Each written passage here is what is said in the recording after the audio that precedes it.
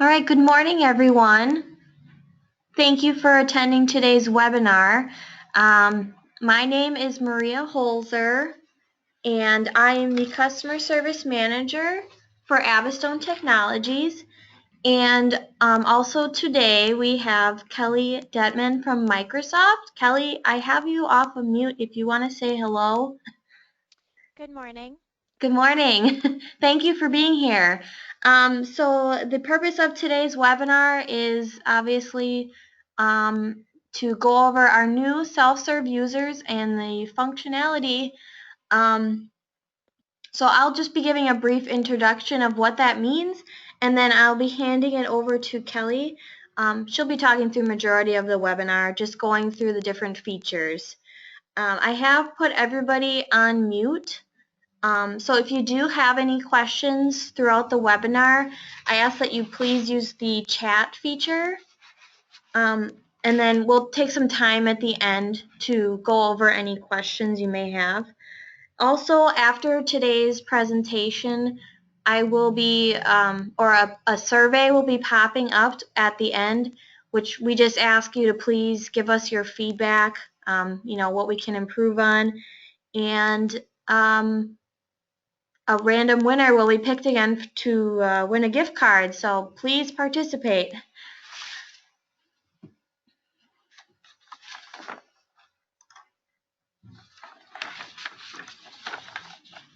So first thing I want to go over is just the purpose, again, for today's webinar is to focus on Microsoft's new self-serve named user.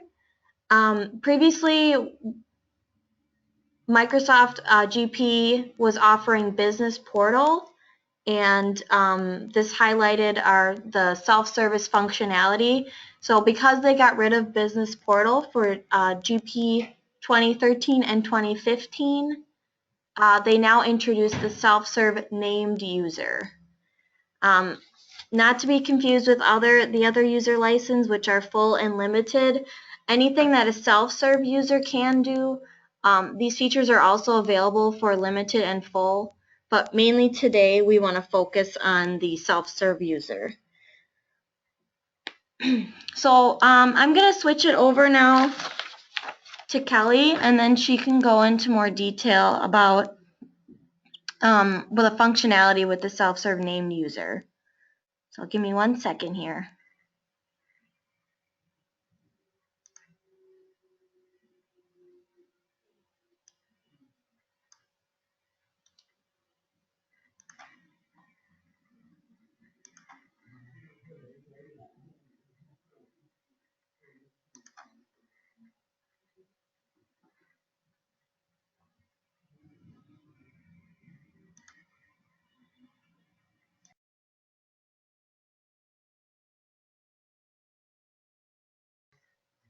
Okay, Kelly, you should be all set.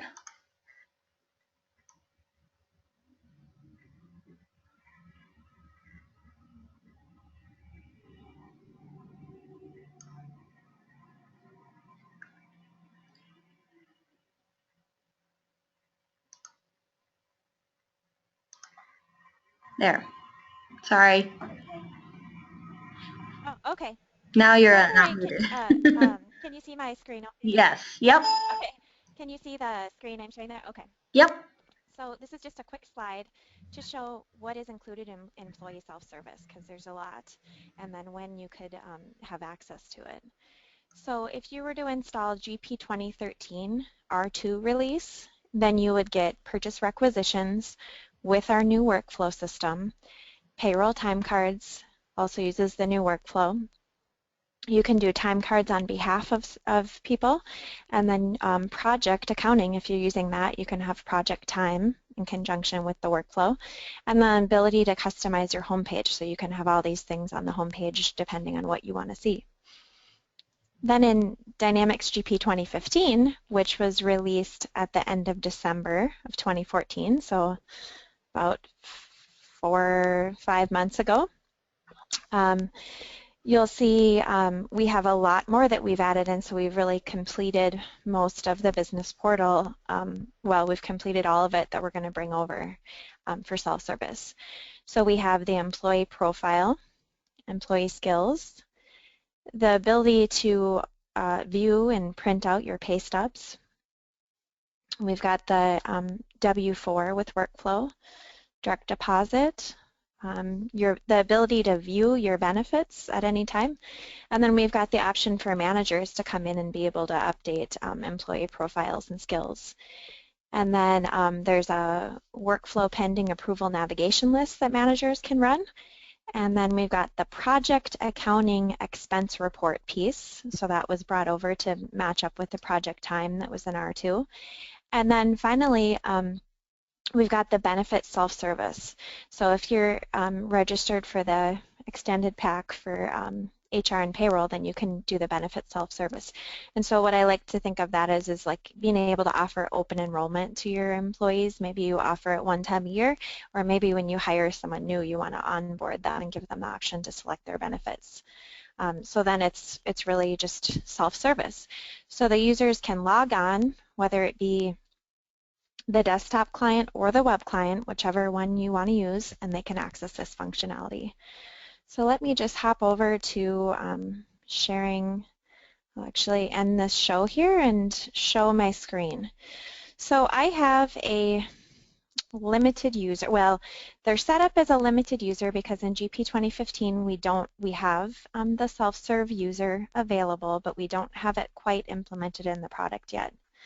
When GP 2015 R2 releases, and it's supposed to be out in the June 1st timeframe is what we're looking for that, it'll actually have a self-service in the drop-down user for user type.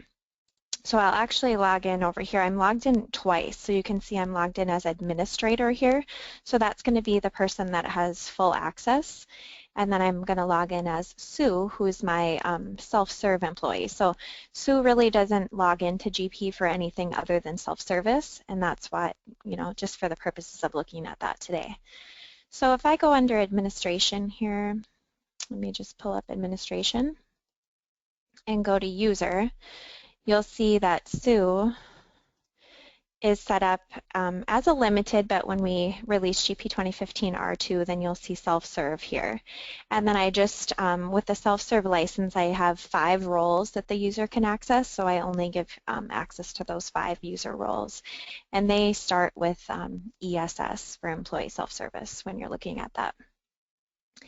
Sue is also a web client user, so I have her logged in, set up here to log in to web client with her domain user, so she can also do that.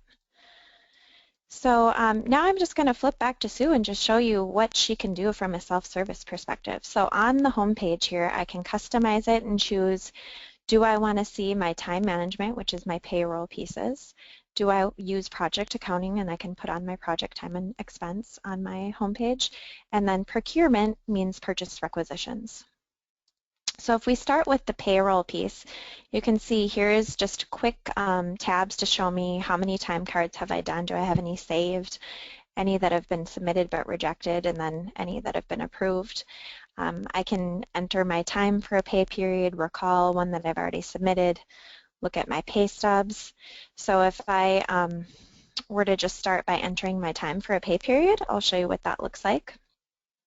So here, I've set up this system to show me past and present time cards up to 3 weeks. So that's why I have 3 here. You could have as many as you wanted to. So here, Sue's an hourly employee, so she actually logs her hours every time, and then she puts in sick and vacation. If you were working with a salaried employee, maybe they would just have sick and vacation there that you wanted them to be able to log. So I'll just choose Monday I worked 8 hours, and then I'm going to claim some sick time on Tuesday, 5 hours. And then I can also do transaction details here, and depending on what I give the user access to, I can change the department. I'm other departments, but if I was, and I can also lock these down. I don't have to let them choose this. And I can change positions if I worked a different position. And I can also do stop and start time. So if I wanted to set up where I need to, instead of putting 5 hours, if I need to say I worked 8 to 1 p.m., I can have that functionality as well and be able to put on notes here. So now I'm going to just use the new workflow system and go ahead and submit this.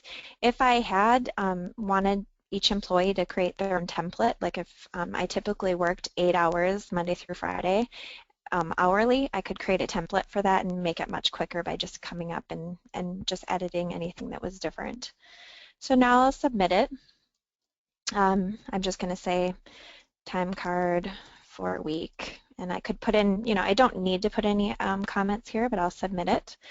And then what we're going to do is, because I have the workflow set up for my administrator, who happens to be my manager, to approve my time card, I'll flip over to manager here. And you can see I'm logged in as administrator. There's a lot of different ways that I can handle this approve via the workflow. So if I go into my email, you'll see I got an email and it says, you've been assigned a task for the manager approved time card step. This is just all custom what I called it. And then here's my employee. And then I can either zoom back here and see the details in GP if I am a GP user. If I'm not a GP user, I can look at what I customized to come in the workflow email and decide if I want to approve that or not.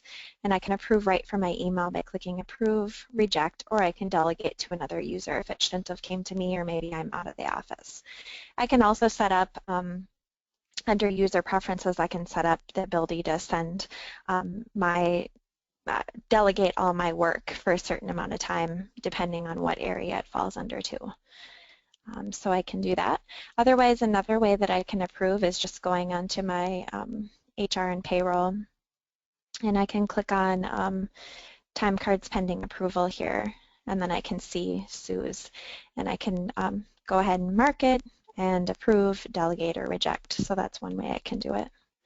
And I'll just say approved for payroll. Once I go ahead and approve this, it's going to send it over to payroll and be just a regular payroll batch. Let's see, my mouse is, there we go, approved for payroll. And then if I would go into payroll batches, it would just be available like a normal payroll batch. And so I can set up different notifications too, like Sue can get an email that says your time card is approved. Otherwise, she can log in and see that that is under the approved time cards as well.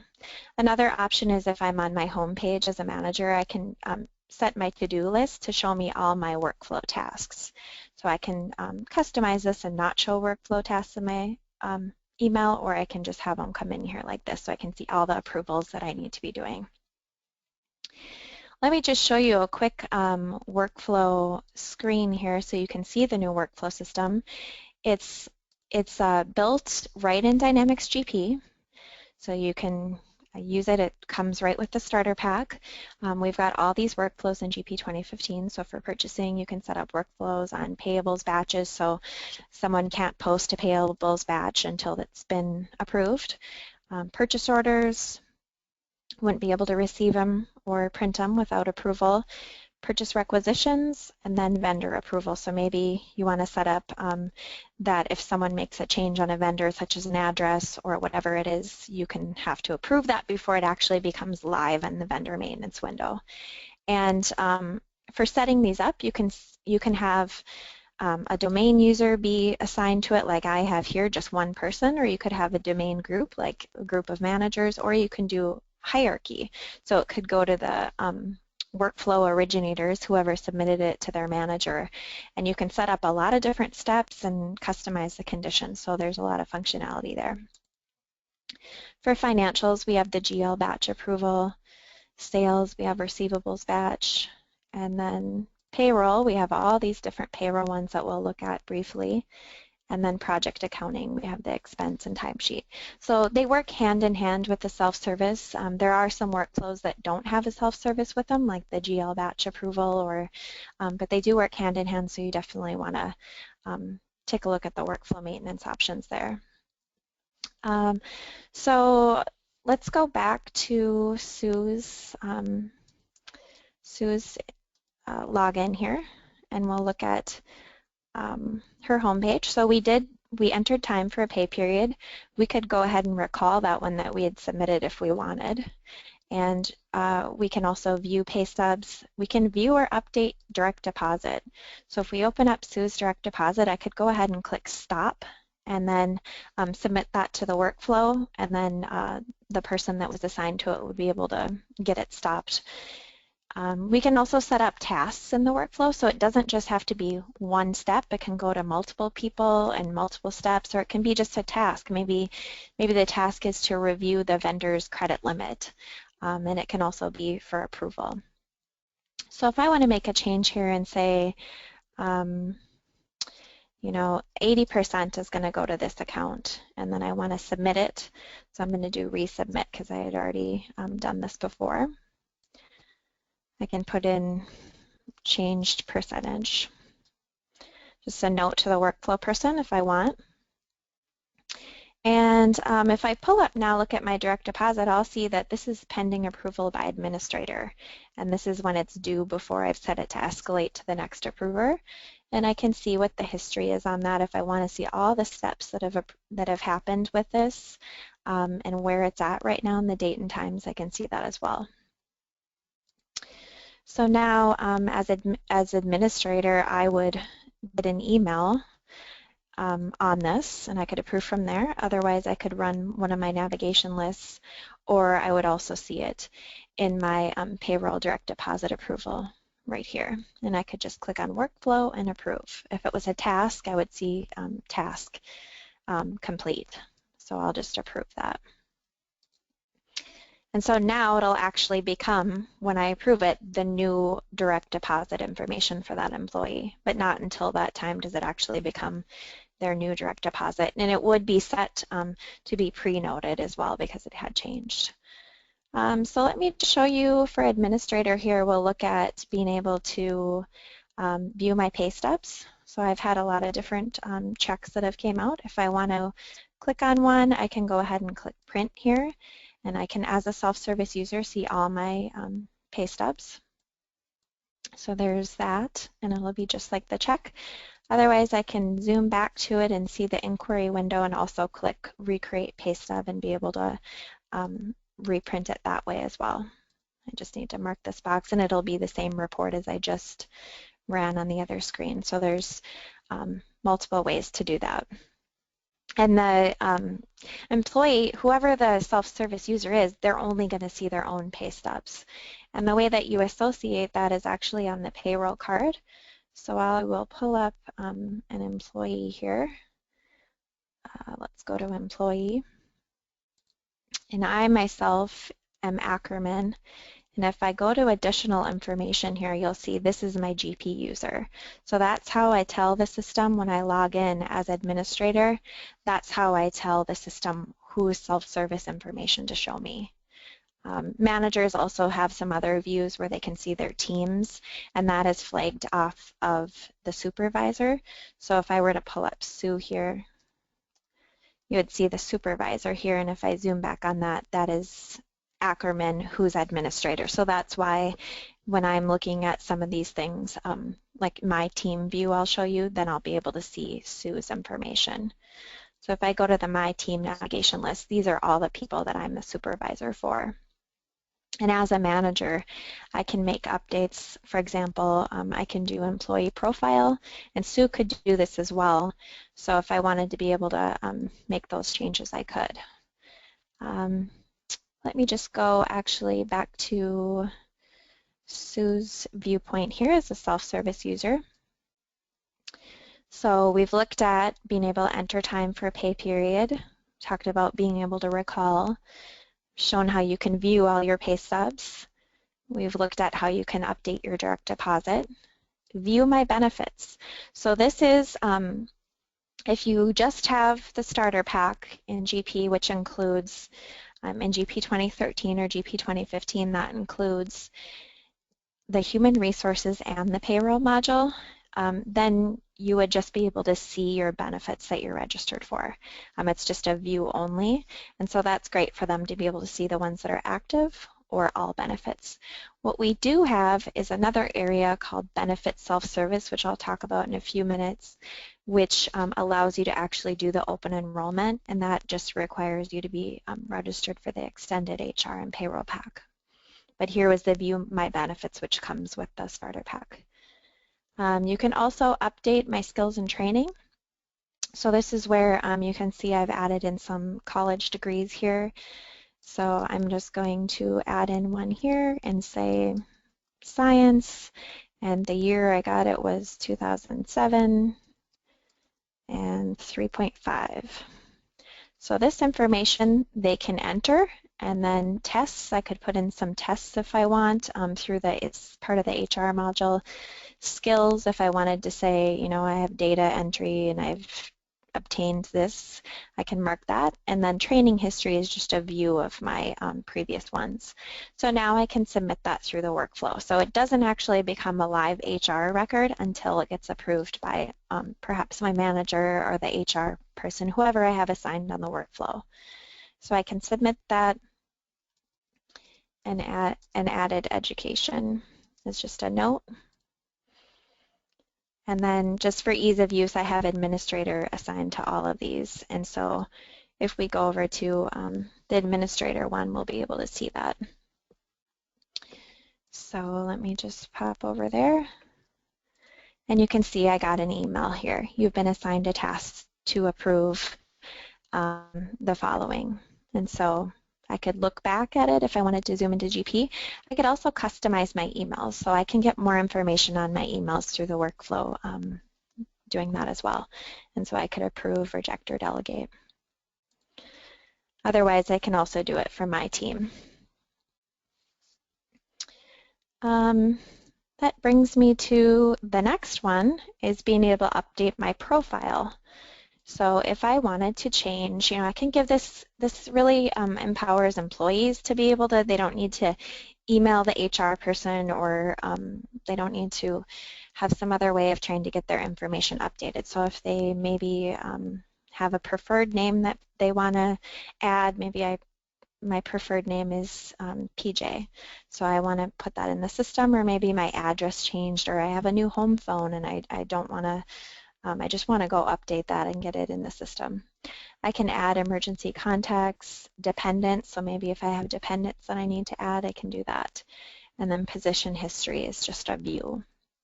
So then I can submit these to the workflow, and then you know, I can put a note in here, changed nickname.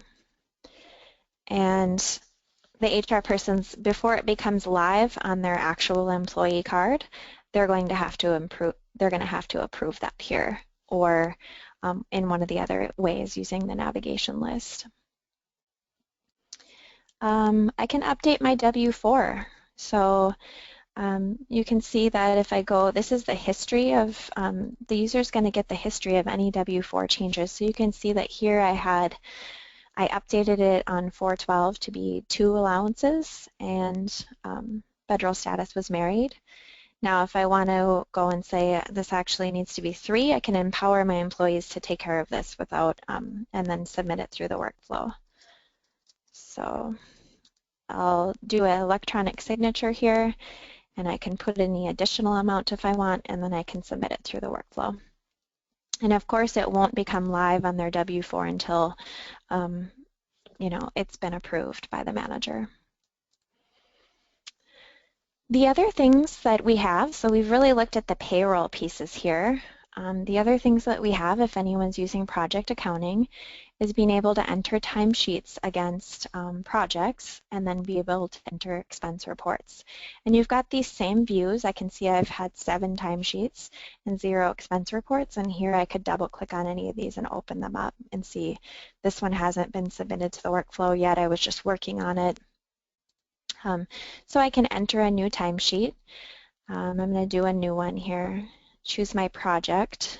It's going to be this project that I'm working on, and it was a consulting nature. So I'm going to say, you know, put 3 hours of labor on this project. And this can go to payroll as well if I'm set up for project accounting through payroll. In order to use this, you do need to be registered for project accounting. So that is in the extended pack for Dynamics GP.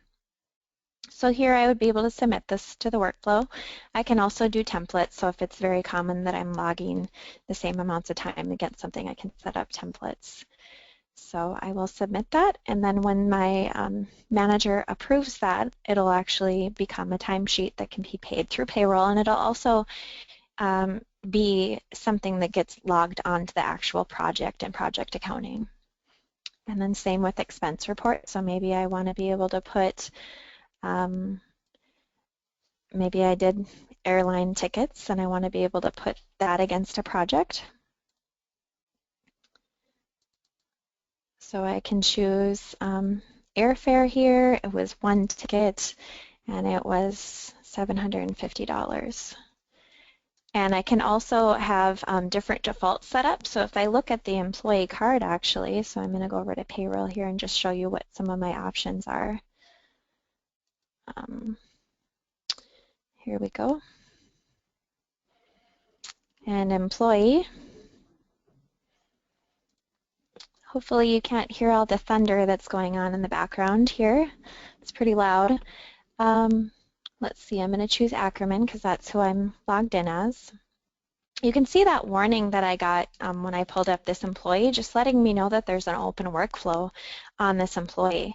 And the reason why that's great is because if I had changed, say, their first name, then I kind of know that I might want to look at the workflow for this person because something's still pending and hasn't been approved yet. So I can click on project here, and this is where I set them up as someone that can file an employee expense. And I can click on expense reports and timesheets and do different settings. So if I want them to be allowed to do this, and do I pay them back with a personal credit card or was it cash? So there's that option as well. And that goes through the payables module for expense reports. And then timesheets, I have these as well, and I can put delegates who can enter project time for an employee as well. So that's where that's set up on the employee maintenance record. So now just for my timesheet here, I can submit that, and then once it gets approved by whoever I've set up in the workflow to do that approval, then it'll actually be able to be paid in payables, an outstanding payable, and it'll be against the project, so can add costs to the project. Let's see here, go back to the home page here. One of the things that customers are excited about using is the new requisition system. So if you think of being able to enter purchase requisitions, this is where you would do that. This just shows me I don't have any open requisitions, so I can enter a new one here. I need an Xbox for the trade show, so I'm just putting that information here. I can choose a ship to address. You'll see who requested by. These are some user-defined fields here that I was just setting up for something else, but you can see I could use those. And then I can do inventory or non-inventoried items. So this is a non-inventory item. I could type anything here. And I just need one of them. I don't know the cost. I'm going to let the, if I don't know the cost, I can let the purchasing agent decide who they want to buy it for. I don't need to pick a vendor. I can just leave that blank. I do have on my workflow, I have some criteria that says only send through the workflow if it's over $1,000. So I am, just for it to go through my workflow, going to put in $2,000 there. But you could leave unit cost blank, and then maybe you would, like my system, it gets auto approved if it's not $1,000 or more.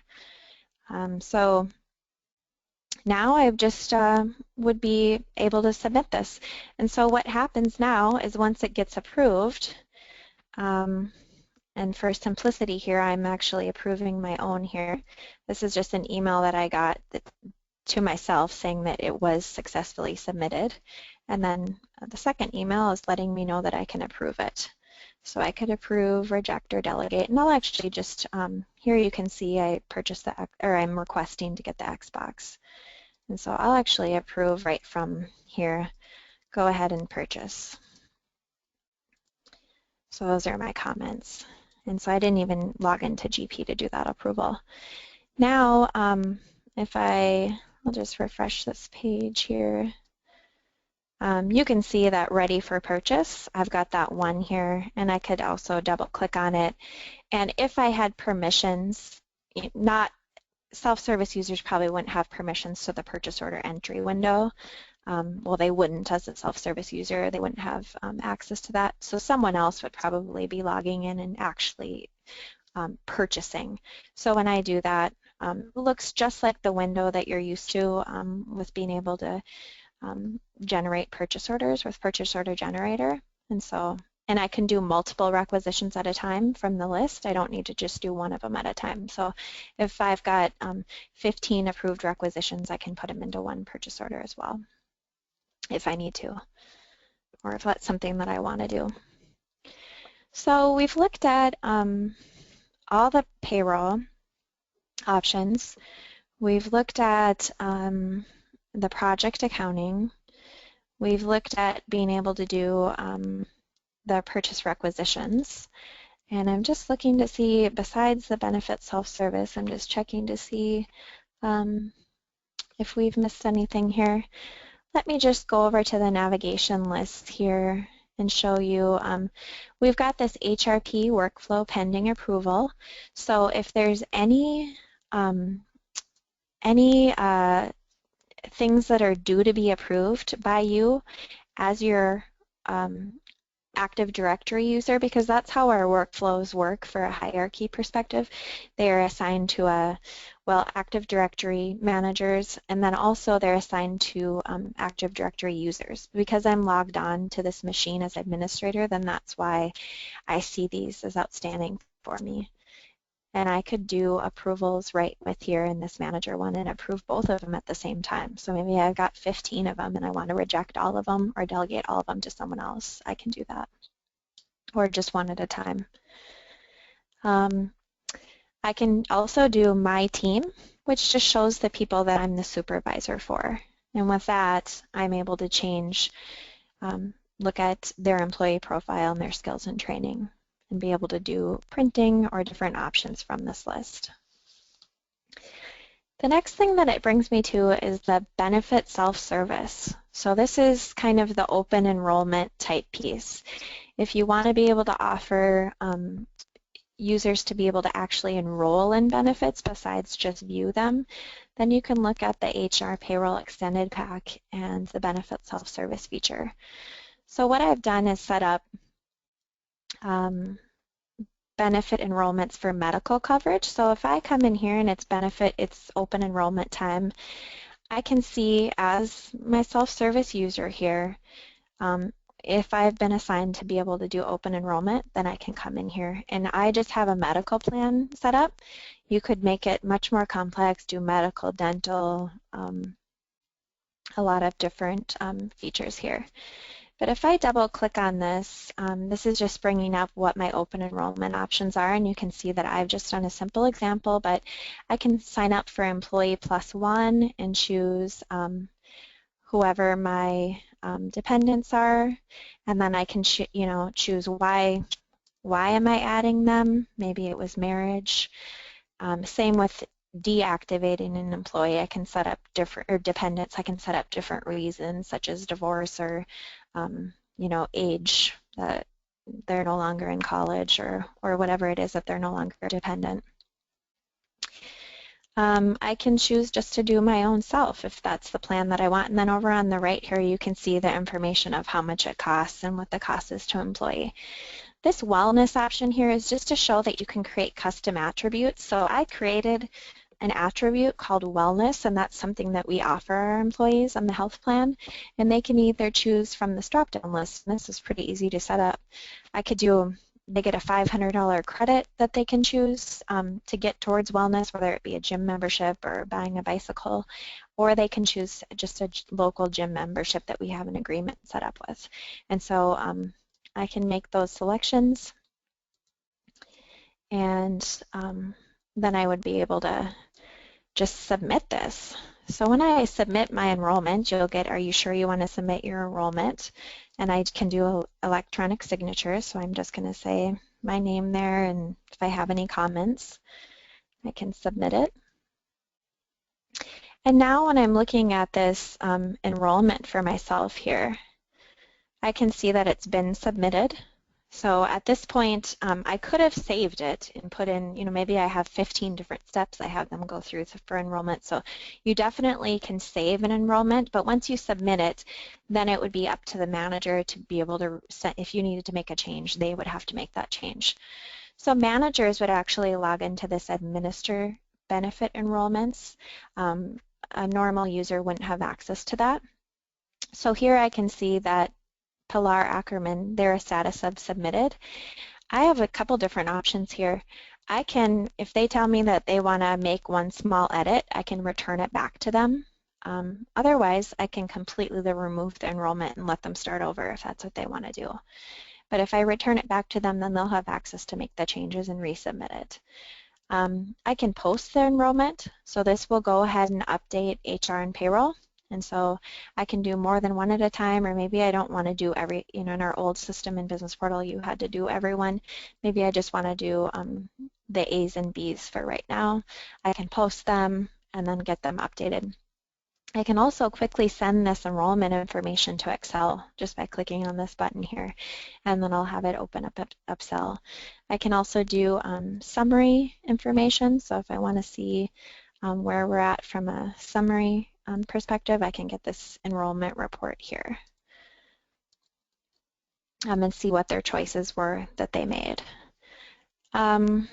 I can also use the new document attach system and be able to see if you look on plan information here, I was able to link all three documents on here so that employees can see what are the actual agreements that are in each plan. So I use the new document attach system that's in GP 2013 and 2015. I believe that is the extent of it. If there's anything that anyone would have questions on, we could definitely look at in more detail. Like Maria said, we do have the 3 users, the full user, which can do anything that you give security access into GP. Then we have the limited user, which is really designed to be read, so it can look at inquiries, navigation lists, and reports inside of GP, but then also has access to any of the self-service functionality for their own selves or as a manager, so they can use any of the self-service. And those 2 user types are concurrent, so if you have 10 licenses, you can have 10 logged in as that type at the same time. And then we have the self-service user who's a named user, so it's one-to-one, and then they don't get the inquiries and reports and navigation lists that the limited user gets, but they get all the self-service functionality. So they do get the lists and the reports that pertain to what they would do as a self-service user for any of this functionality, but just system-wide, they wouldn't be able to run a general ledger trial balance or something like that. I think that concludes it, unless someone would have questions on the new workflow that we wanted to look at in more detail. Kelly, we had a couple questions come in while you were talking. Okay. And I mean, I might as well just leave your screen up so you can kind of show. One question that came in was, can you show how an employee would record the detail of time in and time out? Sure. Yeah, let me pull that up here. I need to make a change. There's a lot of, if you can see my screen here, there's a lot of setup that was added for this feature. Not a lot of setup, but there was some setup that was added. It's under payroll, and then it kind of starts with this time on behalf, time card assignment, pay schedule setup, time card restrictions, and time card batches. Those are all the 5 windows that would be involved with this. So if I click on time card restrictions, I have a simple example where I said all of the sales department uses these guidelines. So I could say max hours per day is 8. Per pay period, I can put minimum or max, but here's where I mark required stop-start times. So once I do that, and then this is where I say if these values are editable for them, then I assign, who should have access to this. And what I've done is just said anyone in the sales department, this is what restrictions they follow. But I could further do it just for, inside sales reps, or just for certain, if I want to go granular, I can do it to certain employees. So I will save that. And I believe that the employee that I'm actually logged in as right now is in the sales department. So they should, So this person I'm logged in is in the sales department, so I should be able to handle that right now. So I will go to time cards here and enter time for a pay period. I'll just choose one of these. And then you'll notice when I'm putting in my time here that if I try to type in 3 hours, it's going to tell me start times are required. And then so that's how I put this in over here. So if I do 8 a.m. here to 11:30.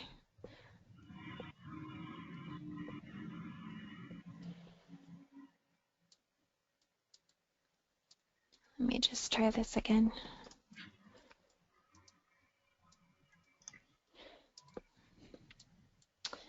I must just be doing it, clicking on it wrong here. So 11. I think my AM got removed over there. I'm not sure what I'm doing wrong here, but I've done it before where maybe I just need to delete this one and start over.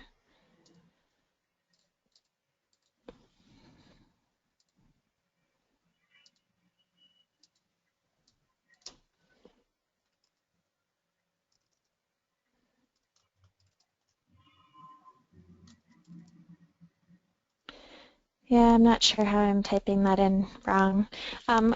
I can play with this later if anyone would want to see it. I can quickly just show what I was doing wrong, but I'm not doing it right now. So, but that's where you do it.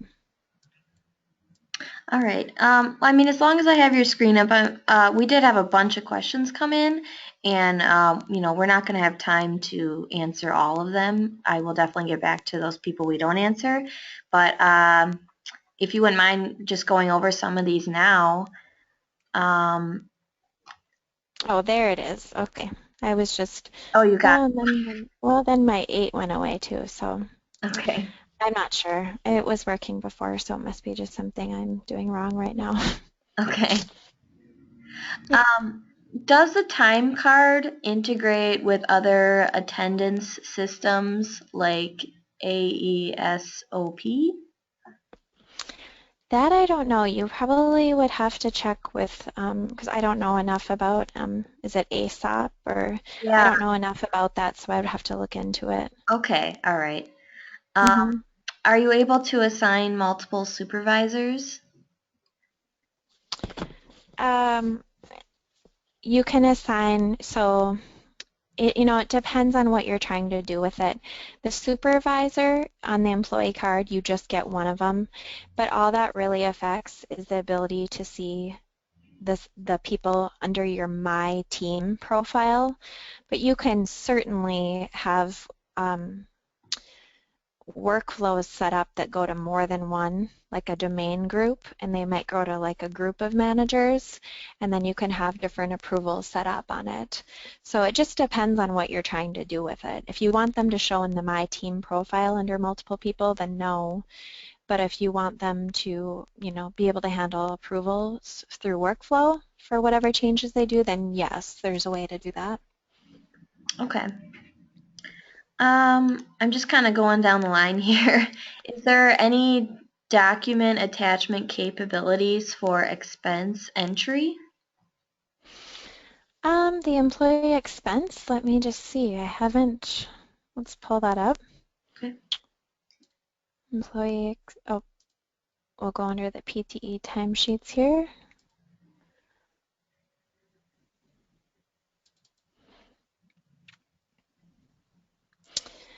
So anywhere that you see this note icon that you're likely used to from the OLE note functionality that's always been around in GP, once you apply GP 2013 R2 or later, you can access the document attach.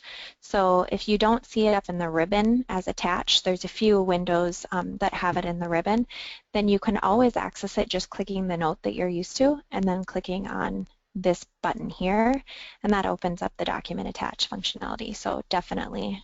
Okay. All right. Is there a way to request or approve vacation requests? We have a new app that's, there could be in a way, but not directly. So if you wanted to use this time card feature and let them access future pay periods, you could let them do that through this screen, and then they would just access like a future pay period and put in vacation requests, and then you could kind of have it as, if you approved it, then it would actually go into the payroll batch for that time, but not outside of that, doing that, not directly. We do have a payroll time entry app that's supposed to come out around the R2 timeframe, so sometime coming up in the next 3 to 4 weeks. We're hoping to see that in the Windows Store and iOS and the Android available as well. And so that has a little bit different user interface that you might be able to configure that a little indirectly as well. Okay. And then can you just show again if users can access their W-2s? So so right now we have W-4s in GP 2015, but in GP 2015 R2, the one that's going to be out June 1st, W-2s are coming. So Okay, so not till R2 comes. So we're excited about that. Yep. Oh, that's good. Because everybody wants that. So yeah, I'm sure. All right, well, I'm just going to go into the current promotions we have going on. Let me just switch back over. And again, everyone, the questions, I know a lot came in, and I will be sure to connect with each and every one of you to make sure that they do get answered. So let me just switch back over here. 1 second.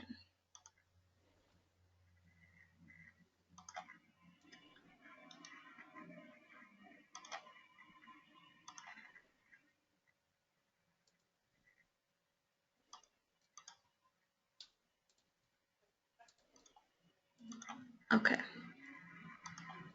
Oops.